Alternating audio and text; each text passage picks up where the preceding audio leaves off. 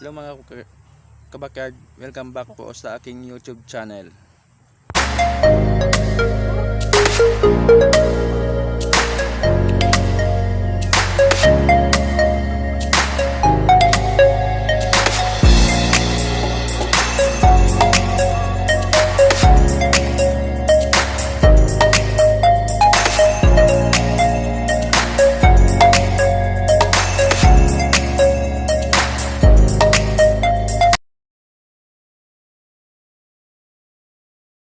For today's video mga kabakyard ay magbibigay po tayo ng simpleng tips kung paano patapangin yung isang stags.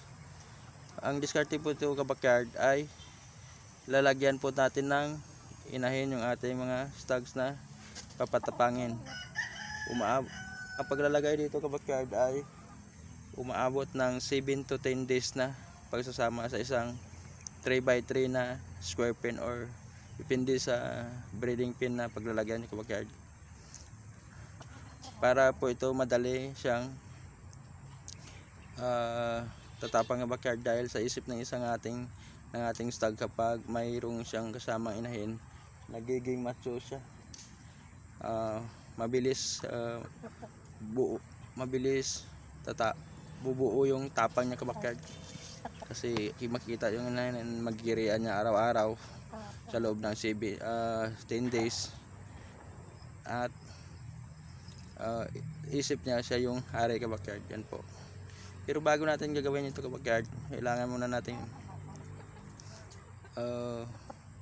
mabigyan ng mapurga yung ating stags, magbigyan natin ng bacterial flushing at B-complex para magiging healthy yung ating stags.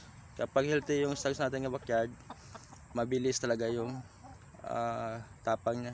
Wala siyang problema sa kalusugan, wala siyang mga tawag doon, bulati at kuto. Yun po kabakyard yan.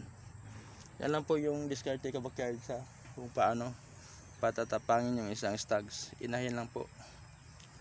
Lagyan lang natin ng inahin at vitamins na suplemento na para bilis din siyang makapagbuo ng kanyang tapang. Salamat po kabakyard sa inyong walang sawang suporta. God bless po sa lahat.